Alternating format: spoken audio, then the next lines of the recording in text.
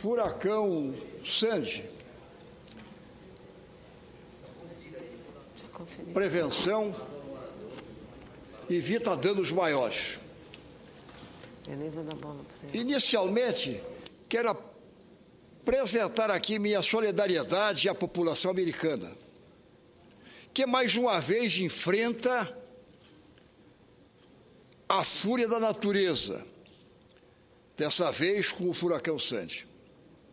Até o momento, é considerado uma das mais devastadoras tempestades a atingir a costa leste dos Estados Unidos. Inclusive, já deixou um saldo de pelo menos 39 mortos em 8 estados. Cidades inundadas, 8 milhões de pessoas sem energia elétrica, transporte público paralisado, incêndios e prejuízos financeiros enormes.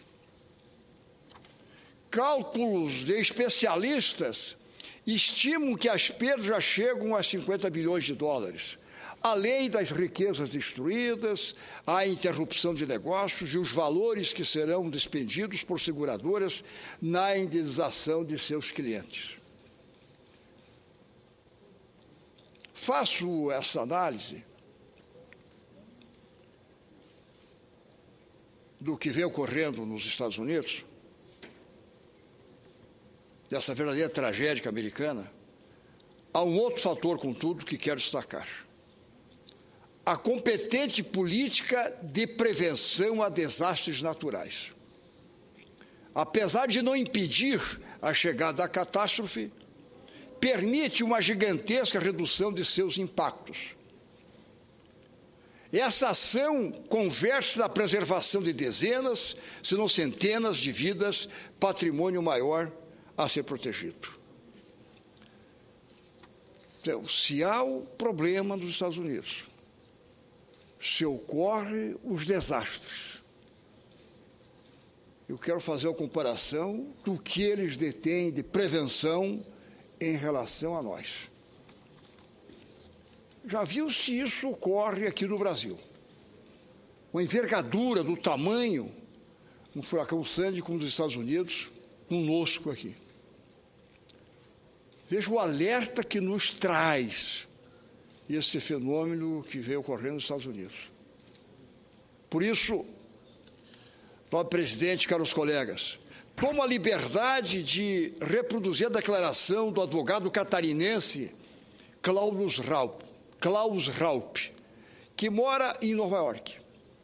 Publicada a edição de hoje do jornal Diário Catarinense. Cito: eles, o governo americano, são muito previsíveis. Se calculam com exatidão a chegada e a intensidade do furacão e orientam a população a ficar em casa e estocarem comida. A gente sabia exatamente a distância em que estava, a aproximação da costa. Como o nosso condomínio fica perto do pier, às margens do rio Hudson, estamos numa área bem no fronte dos ventos. A ordem da prefeitura foi de evacuação dos moradores do térreo e para os demais não saírem de casa. Fecho aspas. De acordo com o advogado, os avisos chegaram com mais de 3 dias de antecedência. Se no Brasil estamos praticamente livres da ocorrência de furacões, o último foi registrado em Santa Catarina em 2004, as catástrofes naturais, como enchentes, enxurradas e deslizamentos, são extremamente comuns. Apesar dessa incidência quase que corriqueira, a política de prevenção no país ainda aguarda sua efetiva consolidação, através da implantação de um novo marco regulatório para o setor. Compromisso, aliás, assumido pelo governo federal e pelo seu líder nesta casa, o nosso senador Eduardo Braga, nosso líder. E até hoje, infelizmente, não cumprido. No ano anterior, a Comissão Especial de Defesa Civil do Senado, com nossa relatoria e presidência do nobre senador Jorge Viana, apresentou uma ampla proposta legal para o setor, especialmente baseadas na prevenção.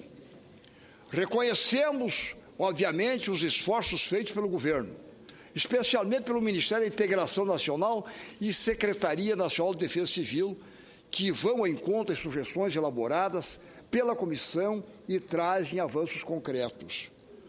Um eixo fundamental, contudo, resta esquecido e relegado: a garantia de recursos para estados e municípios investirem de forma consistente em prevenção. Atualmente, além de seus próprios cofres, os entes federados contam apenas com o mecanismo do FUNCAP, que é o Fundo Especial para Calamidades Públicas, onde para cada parte alocada, a União aporta outras 3. O dispositivo, contudo, regido pela Lei 12.340 de 2010, prevê a aplicação desses recursos, no mínimo depois de 2 anos do primeiro aporte e exclusivamente, senadora Ana Amélia, para ações de reconstrução. Resultado: ninguém faz os aportes e o fundo é inócuo. O novo marco legal, além de fortalecer as políticas públicas, corrige essa distorção e garante a alteração do FUNCAP em prol da prevenção, nobre presidente e caros colegas. Chego a questionar os reais motivos da demora do governo federal no cumprimento desse compromisso.